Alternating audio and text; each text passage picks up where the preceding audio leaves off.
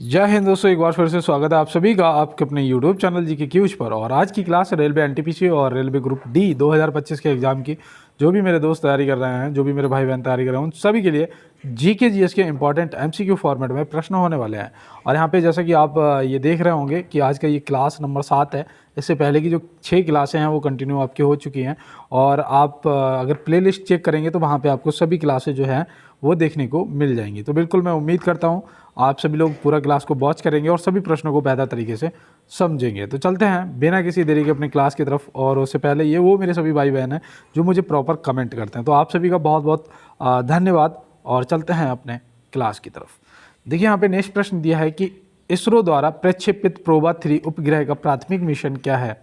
इसरो द्वारा प्रक्षेपित प्रोबा 3 उपग्रह का प्राथमिक मिशन क्या है, माफ़ी चाहते हैं, प्राथमिक मिशन पूछा है क्या है। तो कोरोना का अध्ययन, शुक्र का अध्ययन, चंद्रमा का अध्ययन या इनमें से कोई नहीं। तो मैं आपको यहाँ पे बताऊँ बेटा, आपका जो राइट आंसर होगा वो होगा कि सूर्य के कोरोना का अध्ययन करना है ना, सूर्य के कोरोना का अध्ययन करना। तो ऑप्शन ए यहाँ पे क्या हो जाएगा, आपका बिल्कुल राइट आंसर हो जाएगा। एक बार मैं यहाँ पे पेन को सिलेक्ट कर लेता हूँ और मैं यहाँ पे आपको और बता दूँ कि ये कब लॉन्च किया गया था, तो वो भी यहाँ पे आपको पता होना चाहिए बेटा। 5 दिसंबर 2024 को इसे प्रक्षेपित किया गया है। तो ये भी आप यहाँ पे ध्यान रखेंगे। और जो शुक्र ग्रह का जो अध्ययन करने वाला है वो शुक्रयान है ना, एक शुक्रयान भी है, उसे भी आप ध्यान रखेंगे। हो सकता है कि आपसे पेपर के अंदर शुक्रयान से संबंधित पूछ लिया जाए। तो बिल्कुल आपने नोट कर लिया होगा। और चलते हैं इसके साथ में अपने अगले प्रश्न की तरफ। देखिए यहाँ पे प्रश्न दिया है, निम्नलिखित में से कौन सा अधातु विद्युत का सुचालक होता है। कौन सा अधातु है जो विद्युत का सुचालक होता है, तो आप यहाँ पे क्या बताएंगे। तो बिल्कुल मैं यहाँ पे उम्मीद कर रहा हूँ कि कॉपर, हीरा, ग्रेफाइट इनमें से कोई नहीं। तो भैया यहाँ पे जो अधातु है और जो विद्युत की सुचालक होती है वो यहाँ पे आपने क्या कमेंट बॉक्स में करा है आप ज़रूर बताएंगे।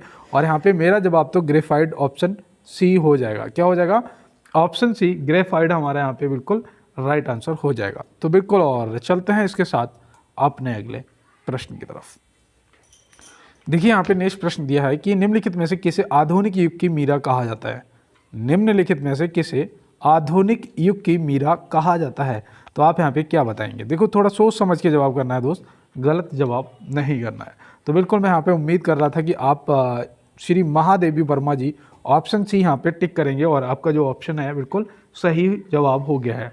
इनका जन्म कब हुआ था, तो वो भी याद रखना बेटा, 26 मार्च 1907 में, है ना। और कहाँ पे हुआ था, तो ये हुआ था फर्रुखाबाद में, FVD, है ना। मैं भी कहाँ से हूँ, फर्रुखाबाद से, है ना। तो याद रखना महादेवी वर्मा जी का जो जन्म है फर्रुखाबाद में 26 मार्च 1907 को हुआ था। और स्वर कोकिला कैसे कहते हैं, तो लता मंगेशकर जी को स्वर कोकिला के नाम से जानते हैं। तो ये भी आप यहाँ पे ध्यान रखेंगे। और चलते हैं इसके साथ अपने अगले प्रश्न की तरफ। देखिए दोस्त, यहाँ पे हमारा नेक्स्ट प्रश्न पूछा जा रहा है कि पानी में पड़ी हुई छड़ी टेढ़ी दिखती है, इसका कारण क्या है। पानी में पड़ी हुई छड़ी टेढ़ी दिखती है, इसका कारण जो है वो क्या होता है। तो याद रखना इसका कारण बहुत सिंपल है, प्रकाश का अपवर्तन। ऑप्शन बी यहाँ पे क्या हो जाएगा, आपका राइट आंसर हो जाएगा। ऑप्शन बी यहाँ पे क्या हो जाएगा, प्रकाश का अपवर्तन। Option B right answer. चलते हैं इसके साथ अपने अगले प्रश्न की तरफ। देखिए बेटा यहाँ पे नेक्स्ट प्रश्न दिया है कि 12वीं क्षेत्रीय 3R और सर्कुलर इकोनॉमी फोरम का आयोजन कहाँ किया गया है। ये देखो आपकी करंट से संबंधित प्रश्न बेटा ये भी है कि 12वीं क्षेत्रीय 3R और सर्कुलर इकोनॉमी फोरम का आयोजन कहाँ किया गया है, तो आप यहाँ पे क्या बताएंगे। तो बिल्कुल मैं यहाँ पे उम्मीद भी कर रहा था कि जो भी मेरे दोस्त मुझे सुन रहे होंगे वो इसका बिल्कुल जयपुर जो है ऑप्शन सी राइट आंसर करेंगे। नई दिल्ली नहीं करना है बेटा, जयपुर। और ये कब से कब किया गया था, तो 3 से 5 मार्च, है ना। कब किया गया था, 3 से 5 मार्च को इसका आयोजन किया गया था। तो ये भी आप यहाँ पे ध्यान रखेंगे, नोट कर लो। चलते हैं इसके साथ अपने अगले प्रश्न की तरफ। देखिए यहाँ पे बेटा नेक्स्ट प्रश्न दिया है, FIR का पूर्ण रूप क्या होता है। FIR का पूर्ण रूप क्या होता है, तो आप यहाँ पे क्या बताएंगे। तो बिल्कुल मैं यहाँ पे आपको बताऊँ, जैसे कि मैं देख पा रहा हूँ यहाँ पे एक ऑप्शन और लगाता हूँ, ऑप्शन ई, है ना। क्या A और B दोनों, है ना, एक ऑप्शन ये भी है यहाँ पे। तो मैं आपको बताऊँ यहाँ पे आपका जो राइट आंसर होगा FIR का वो होगा प्रथम सूचना रिपोर्ट, या इंग्लिश में बोल सकते हो फर्स्ट इन्फॉर्मेशन रिपोर्ट है ना। तो यहाँ पे आपका राइट आंसर क्या होगा, ए और बी दोनों, है ना। तो ए और बी ऑप्शन ई जो है वो क्या हो जाएगा, दोनों यहाँ पे आपका सही जवाब हो जाएगा। तो बिल्कुल देखो मैंने हिंदी में इसलिए लिख दिया कि हो सकता है पेपर के अंदर आपको हिंदी में लिखा हुआ मिल जाए, तो आप इजी तरीके से कर सकते हैं अपना राइट आंसर। तो चलते हैं इसके साथ में अपने अगले प्रश्न की तरफ। देखिए बेटा यहाँ पे नेक्स्ट प्रश्न दिया है कि निम्नलिखित में से चेचक के टीके का विकास किसने किया था। चेचक के टीके का विकास किसने किया था, तो आप यहाँ पे क्या बताएंगे। काफ़ी अच्छा प्रश्न है, और कब करा था तो ये भी आपको बताना है। अगर आपको पता है तो आपको ये भी बताना है कि चेचक के टीके का जो आविष्कार है वो एडवर्ड जेनर ने कब करा था। तो मैं यहाँ पे बताऊँ, देखो मैंने आंसर तो बता ही दिया आपको, एडवर्ड जेनर ऑप्शन बी आपका राइट आंसर हो जाएंगे। और इन्होंने कब करा था तो वो भी याद रखना बेटा, 1796 में करा था। कब करा था, 1796 में करा था। तो ये भी आप यहाँ पे ध्यान रखेंगे, नोट कर लो।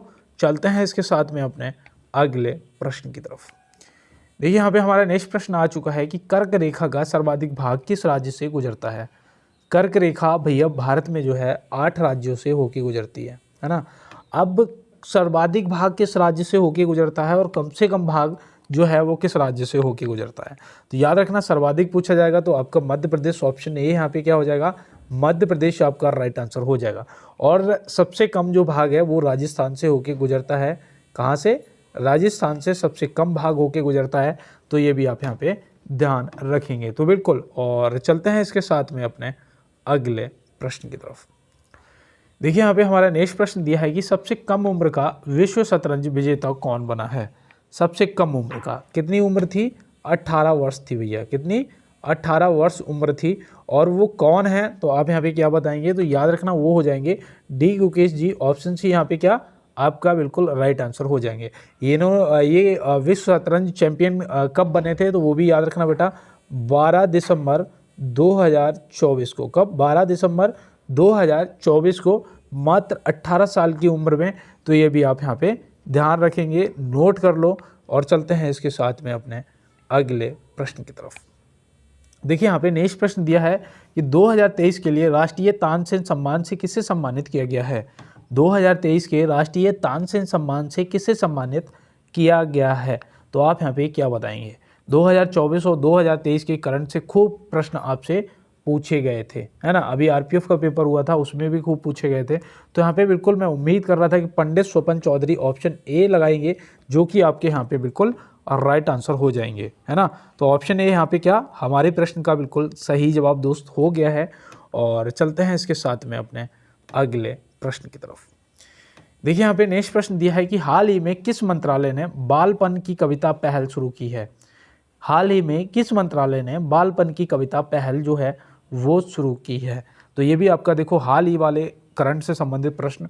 और यहाँ पे याद रखना ऑप्शन ए शिक्षा मंत्रालय। ऑप्शन ए यहाँ पे क्या हो जाएगा, शिक्षा मंत्रालय आपका बिल्कुल राइट आंसर हो जाएगा, नोट कर लिया। चलते हैं अपने अगले प्रश्न की तरफ। देखिए यहाँ पे नेक्स्ट प्रश्न दिया है कि प्रसिद्ध नाटक अभिज्ञान शाकुंतलम किस शख्सियत द्वारा लिखा गया है। प्रसिद्ध नाटक अभिज्ञान शाकुंतलम किस शख्सियत द्वारा लिखा गया है, तो यहाँ पे आप क्या बताएंगे और कौन सी भाषा में है ये भी आपको बताना है। तो पहले तो आप याद रखना कालिदास जी, ऑप्शन बी यहाँ पे क्या हो जाएंगे आपके बिल्कुल राइट आंसर हो जाएंगे। एक इनकी रचना और याद रखना मेघदूत, कौन सी, मेघदूत, है ना। तो ये भी आप याद रखेंगे। और कुमार संभवम इन्हीं की है, रघुवंशम इन्हीं की है। तो मेघदूत, कुमार संभवम, रघुवंशम, अभिज्ञान शाकुंतलम कालिदास जी ज़्यादातर पूछ लिए जाते हैं। अभिज्ञान शाकुंतलम आपकी संस्कृत में लिखी गई है ना। कौन सी भाषा में, संस्कृत भाषा में। तो ये भी आप यहाँ पे ध्यान रखेंगे, नोट कर लो। और चलते हैं इसके साथ में अपने अगले प्रश्न की तरफ। देखिए दोस्तों यहाँ पे नेक्स्ट प्रश्न है हमारा कि निम्नलिखित में से दाढ़ी बनाने के काम आने वाला दर्पण कौन सा है। अवतल दर्पण, उत्तल दर्पण, समतल दर्पण, इनमें से कोई नहीं। जो शेविंग करते हो ना, शेविंग, है ना, शेविंग, देखो यहाँ पे लिखा भी है, जो शेविंग करते हो वो जो शीशा होता है जिसमें अपना चेहरा देखते हो वो कौन सा दर्पण होता है, तो याद रखना बेटा वो होता है आपका अवतल दर्पण, ऑप्शन ए। गाड़ी के हेडलाइट में लगा होता है आपका अवतल दर्पण, वो भी याद रखना। और ये जो अवतल दर्पण होता है ये बड़ी फोकस की दूरी वाला दर्पण होता है ना, बड़ी फोकस दूरी वाला अवतल दर्पण होता है। इसे आप ऐसे भी याद रखना बेटा, जो कान के डॉक्टर हों, नाक के डॉक्टर हों, है ना, और आँख के डॉक्टर हों, ये लोग इसे यूज करते हैं। ये भी आप ध्यान रखना, ये भी उत्तल दर्पण अवतल दर्पण को ही प्रयोग करते हैं। तो बिल्कुल, और चलते हैं इसके साथ में अपने अगले प्रश्न की तरफ। देखो यहाँ पे दिया है कि धातुओं में सबसे अधिक आघातवर्धनीय निम्न में से क्या है। धातुओं में सबसे अधिक आघातवर्धनीय निम्न में से क्या है। सोना चांदी, ए और बी दोनों, इनमें से कोई नहीं। तो सबसे ज़्यादा तो भैया सोना है, लेकिन उसके बाद चांदी भी होता है। तो यहाँ पे ऑप्शन सी जो है हमारा, ए और बी दोनों क्या हो जाएगा, राइट आंसर हो जाएगा। नोट कर लो। चलते हैं इसके साथ में अपने अगले प्रश्न की तरफ। देखिए बेटा यहाँ पे एक मिनट, ठीक है। यहाँ पे देखो नेक्स्ट प्रश्न दिया है, ग्रैमी पुरस्कार पाने वाले प्रथम भारतीय कौन थे। ग्रैमी पुरस्कार पाने वाले प्रथम भारतीय कौन थे। तो आप यहाँ पे क्या बताएंगे। तो बिल्कुल मैं यहाँ पे उम्मीद भी कर रहा था कि पंडित रविशंकर, आप बिल्कुल ऑप्शन बी को राइट टिक करेंगे। पंडित रविशंकर, कब इन्हें मिला था, तो वो भी याद रखना बेटा, 1968 में इन्हें ये पुरस्कार मिला था। ग्रैमी पुरस्कार कब मिला था, 1968 में। और ये जो ग्रैमी पुरस्कार है, ये प्रारंभ कब हुआ था, तो वो भी याद रखना बेटा, ये हुआ था 1958 में। कब हुआ था, 1958 में। और इन्हें पंडित से रविशंकर जी को कब मिला था, 1968 में। याद रहेगा, नोट कर लो। चलते हैं इसके साथ में अपने अगले प्रश्न में।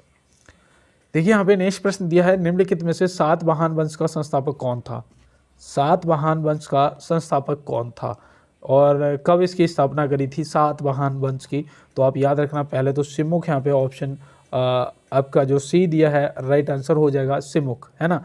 और ये कब करी थी, तो 235 ईसा पूर्व, है ना। कब, 235 ईसा में की थी। तो ये भी आप याद रखोगे। सामंत सेन ने भैया सेन वंश की करी थी, किसकी, सेन वंश की स्थापना करी थी। तो ये भी आप ध्यान रखेंगे। और गोपाल ने देखो ट्रिक से याद रखा था भैया, पाल वंश की, है ना। किसकी, पाल वंश की किसने स्थापना करी थी, गोपाल ने। तो ये भी आप ध्यान रखेंगे। यहाँ पे जो नागभट्ट प्रथम दिया है ना, ऑप्शन डी, ये याद रखना, गुज्जर प्रतिहार की, है ना। गुज्जर प्रतिहार वंश की जो स्थापना है वो करी थी नागभट्ट प्रथम ने। तो ये भी आप नोट कर लेंगे। और चलते हैं इसके साथ में अपने अगले प्रश्न की तरफ। देखिए यहाँ पे नेक्स्ट प्रश्न दिया है कि कौन सी शर्करा तत्काल ऊर्जा प्रदान करती है। कौन सी शर्करा है जो तत्काल ऊर्जा प्रदान करती है। भैया जब कोई बीमार हो जाता है ना, दिक्कत हो जाती है, कहाँ जाता है, डॉक्टर के पास। डॉक्टर क्या करता है, सबसे पहले ग्लूकोज की बोतल लगाता है ना। क्यों, क्योंकि उसे तत्काल ऊर्जा मिल जाए। तो याद रखना यहाँ पे ग्लूकोज जो ऑप्शन ए दिया है ना, आपका राइट आंसर हो गया, है ना। कौन सी शर्करा है जो तत्काल ऊर्जा प्रदान करती है, ग्लूकोज। डॉक्टर क्या चढ़ाता है, ग्लूकोज। ऐसे ट्रिक से याद रखोगे ना, तो बिल्कुल। चलते हैं फिर अपने अगले प्रश्न की तरफ। देखिए यहाँ पे नेक्स्ट प्रश्न आपका दिया है कि नागर शैली का विकास किस काल में हुआ था। नागर शैली का जो विकास है किस काल में हुआ था। तो यहाँ पे जो आपका राइट आंसर है ना बेटा, वो क्या हो जाएगा, गुप्त काल, ऑप्शन बी। क्या हो जाएगा, ऑप्शन बी, गुप्त काल आपका सही जवाब हो जाएगा। अगर यहीं पे आपसे मैं पूछूं कि गांधार शैली जो थी, जो गांधार शैली थी, उसका विकास कौन सी काल में हुआ था, तो आप क्या बताएंगे, कुषाण वंश में। कुषाण वंश के शासनकाल में गांधार शैली का विकास हुआ था। तो चलते हैं इसके साथ में अपने अगले प्रश्न में। देखो यहाँ दिया है, निम्नलिखित में से सीड थेरेपी किसके उपचार में किया जाता है। Seed therapy, seed therapy. तो याद रखना बेटा, जो सीड थेरेपी है ये कैंसर के उपचार में, ऑप्शन सी यहाँ पे कैंसर क्या होगा आपका राइट आंसर हो जाएगा। कोवाल्ट 60 जो है, कोवाल्ट 60 जो है, ये भी किसके इलाज में उपयोग होता है, कैंसर के इलाज में, है ना। कीमोथेरेपी जो है, कीमोथेरेपी जो है किसके इलाज में होती है, कैंसर के इलाज में, है ना। तो ये भी देखो याद रखना है। चलते हैं इसके साथ में अपने अगले प्रश्न में। सॉरी, देखो यहाँ पे प्रश्न दिया है, निम्नलिखित में से आकार में पांचवा सबसे बड़ा ग्रह है। आकार में पांचवा सबसे बड़ा ग्रह कौन सा है। तो आप यहाँ पे क्या बताएंगे। देखो सबसे छोटा तो आपका बुध हो जाएगा, है ना। सबसे छोटा जो है वो आपका बुध हो जाएगा। सबसे बड़ा जो है वो क्या हो गया, ये कहीं टच कर रहा है, कहीं हो रहा है। तो सबसे बड़ा जो है वो याद रखना बृहस्पति हो जाएगा। शनि जो है ये दूसरा सबसे बड़ा ग्रह है ना। दूसरा सबसे बड़ा ग्रह है, पहला तो बृहस्पति आपका हो ही गया है। और जो यहाँ पे पृथ्वी बच रहा है ना, वो आपका सही जवाब हो जाएगा। तो इसीलिए कहते हैं कि अगर हमें 3 ऑप्शन के बारे में अगर पता है ना, तो चौथा हमारा सही हमें मिल जाएगा, है ना। तो बिल्कुल। और चलते हैं इसके साथ में अपने अगले प्रश्न पे। देखो थोड़ी सी तबीयत सही नहीं है, उस वजह से अभी क्लास सही से मैं नहीं कर पा रहा हूँ, उसके लिए माफ़ी चाहता हूँ। लेकिन मेरी कोशिश यही रहती है कि मैं आपको जितना भी बेहतर हो सके उतना बेहतर क्वेश्चन करवाऊँ, उतना बेहतर क्लास करवाऊँ। देखो यहाँ पे दिया है जालीकट्टू 2024 समारोह कहाँ शुरू हुआ था। तो भैया जालीकट्टू कहाँ होता है, वो जहाँ जिस राज्य से संबंधित है ना वो तमिलनाडु है। तो भैया चाहे 2023 हो चाहे 2024 हो, होगा कहाँ, वो तमिलनाडु में ही होता है ना। तो ऑप्शन सी यहाँ पे तमिलनाडु क्या हो जाएगा, आपका राइट आंसर हो जाएगा। चलते हैं इसके साथ में अपने अगले प्रश्न। देखो यहाँ दिया है निम्नलिखित में से अयोध्या शहर किस नदी के किनारे स्थित है। अयोध्या, अयोध्या भैया यहाँ पे हो जाएगा, कुछ दोस्त इसमें भी आंसर करेंगे। यहाँ पे सही जवाब आपका इनमें से कोई नहीं, क्योंकि जो अयोध्या है ना, जो आपका अयोध्या है वो सरयू नदी के किनारे स्थित है। किसके, सरयू नदी के किनारे स्थित है, ठीक है ना। तो ये आप ध्यान रखेंगे। गोमती के किनारे आपका लखनऊ स्थित है। झेलम के किनारे आपका श्रीनगर स्थित है। श्रीनगर को किसने बसाया था, ये भी प्रश्न पूछ लिया जाता है। तो याद रखना सम्राट अशोक ने बसाया था। किसने, सम्राट अशोक ने बसाया था। तो ये भी याद रखना। गंगा के किनारे आपका कानपुर हो जाएगा और हरिद्वार हो जाएगा, आपका वाराणसी हो जाएगा। ये सब आपके गंगा नदी के किनारे स्थित हैं, तो ये भी आप यहाँ पे ध्यान रखेंगे। तो बिल्कुल, और चलते हैं इसके साथ में अपने अगले प्रश्न पे। देखिए बेटा यहाँ पे नेक्स्ट प्रश्न दिया है कि राष्ट्रपति जी को अध्यादेश जारी करने का अधिकार किस अनुच्छेद में है। राष्ट्रपति जी को अध्यादेश जारी करने का अधिकार जो है किस अनुच्छेद में दिया गया है, तो वो आपको यहाँ पे ध्यान रखना है कि बेटा अनुच्छेद आपका 123 हो जाएगा। ऑप्शन बी क्या हो जाएगा, 123 हो जाएगा। और सर्वोच्च न्यायालय से जो परामर्श लेने का अधिकार है वो अनुच्छेद 143 में दिया गया है। अनुच्छेद 72 में क्षमादान की शक्ति दी गई है ना। क्षमादान की अगर कोई मान लो अगर किसी पे कोई केस वगैरह है, उसे सज़ा वगैरह हो जाती है, कुछ भी वो अगर चाहे तो अपना एक लेटर लिख के राष्ट्रपति जी को क्षमा के लिए भेज सकता है, जिससे वो अगर चाहे, उन्होंने अगर देखा कि उसका कैरेक्टर जो है वो बढ़िया है, तो वो उसे क्षमादान दे सकते हैं। राष्ट्रपति जी का जो चुनाव है वो कौन से अनुच्छेद में होता है, तो वो भी याद रखना बेटा, अनुच्छेद 55 में। अगर यहीं पे मैं आपसे पूछ लूँ कि उपराष्ट्रपति जी का प्रावधान कौन से अनुच्छेद में है, उपराष्ट्रपति जी का जो प्रावधान है वो कौन से अनुच्छेद में है, तो वो याद रखना अनुच्छेद 63 आपका हो जाएगा, है ना। तो ये आपको सभी अनुच्छेद जो हैं इंपॉर्टेंट याद रखने हैं। चलते हैं इसके साथ में अपने अगले प्रश्न पे। देखिए यहाँ पे नेक्स्ट प्रश्न दिया है कि साल 2027 के फुटबॉल एशिया कप की मेजबानी कौन सा देश करेगा। साल 2027 के फुटबॉल एशिया कप की जो मेजबानी है वो कौन सा देश करेगा, तो यहाँ पे आप क्या बताएंगे। तो देखो भैया कुछ दोस्तों यहाँ पे कतर को टिक करेंगे। कतर ने तो भैया 2023 वाले की मेजबानी करी थी, 4 साल बाद होता है, 27 में होगा सऊदी अरब में। तो यहाँ पे ऑप्शन सी क्या होगा आपका, सऊदी अरब जो है वो बिल्कुल राइट आंसर हो जाएगा। याद रहेगा, एशियाई फुटबॉल एशिया कप की जो मेजबानी है वो 2027 में सऊदी अरब करेगा। चलते हैं इसके साथ में अपने अगले प्रश्न पे। देखिए यहाँ पे नेक्स्ट प्रश्न दिया है कि किस प्रदेश में नामथापा राष्ट्रीय उद्यान स्थित है। नामथापा राष्ट्रीय उद्यान, नामथापा राष्ट्रीय उद्यान, तो याद रखना बेटा जो भारत का सबसे पूर्वी राज्य है। पूर्वी कौन सा है, अरुणाचल। पश्चिमी कौन सा है, गुजरात। उत्तरी कौन सा है, लद्दाख। दक्षिणी कौन सा है, तमिलनाडु। तो यहाँ पे अरुणाचल प्रदेश आप याद रखोगे, ऑप्शन बी। ऑप्शन बी यहाँ पे क्या हो जाएगा, आपका सही जवाब हो जाएगा। काजीरंगा और मानस अभ्यारण्य आपका असम हो जाएगा, ये भी याद रखना है। कूनो नेशनल पार्क जो आपका है मध्य प्रदेश में है, ये भी आपको याद रखना है। निम्बामिया से 8 चीते आए थे, याद हो आपको, है ना, हमारे प्रधानमंत्री जी ने छोड़े थे, तो वो आपको ध्यान रखना है। Kuno national park Madhya Pradesh. चलते हैं इसके साथ में अपने अगले प्रश्न पे। देखिए यहाँ पे नेक्स्ट प्रश्न दिया है कि अनुवांशिकी संबंधित प्रयोग के लिए मेंडल ने किस पौधे का चुनाव किया था। ये प्रश्न ऐसा कॉमन है कि ज़्यादातर पूछ लिया जाता है और इसका रटा रटाया आंसर याद रखना, मटर। ऑप्शन सी, किस पौधे का उपयोग किया था, मटर का, है ना, याद रहेगा। चलते हैं फिर इसके साथ में अपने अगले प्रश्न पे। तो यहाँ पे नेक्स्ट प्रश्न दिया है कि वायल में श्वसन किस अंग में होता है। वायल में श्वसन जो है वो किस अंग में होता है, तो याद रखना वायल कोई मछली नहीं है भैया, स्तनधारी है ना, स्तनधारी है। तो याद रखना यहाँ पे ऑप्शन सी, फेफड़े आपके सही जवाब हो। मछली जो है वो गिल और फेफड़ों से गिल और गलफड़ों से श्वसन करती है ना मछली, और जो व्हेल है वो एक स्तनधारी है और वो फेफड़ों से श्वसन करती है। तो चलते हैं इसके साथ में अपने अगले प्रश्न पर। देखिए यहाँ पे नेक्स्ट प्रश्न दिया है कि निम्नलिखित में से मेढक किस वर्ग का जंतु है। मेढक जो है वो किस वर्ग का जंतु है, तो आप यहाँ पे क्या बताएंगे। तो याद रखना बेटा, यहाँ पे कुछ दोस्त उभयचर को करेंगे, कुछ लोग एम्फीबिया को करेंगे, कुछ लोग ऑप्शन सी को भी टिक करेंगे, लेकिन यहाँ पे जो भी ऑप्शन सी के साथ में जाएगा ना उसका सही जवाब हो जाएगा। एम्फीबिया मतलब उभयचर, है ना। तो यहाँ पे याद रखना बेटा, ऑप्शन सी जो दिया है आपका राइट आंसर। चलते हैं इसके साथ में अपने नेक्स्ट प्रश्न पे। यहाँ पे दिया है पेंसिल बनाने में प्रयुक्त कार्बन कौन सा है। पेंसिल बनाने में प्रयुक्त कार्बन जो होता है वो कौन सा होता है, तो याद रखना graphite option C. Graphite option C यहाँ पे क्या होगा, आपका राइट आंसर हो जाएगा। चलते हैं इसके साथ अपने नेक्स्ट प्रश्न पे।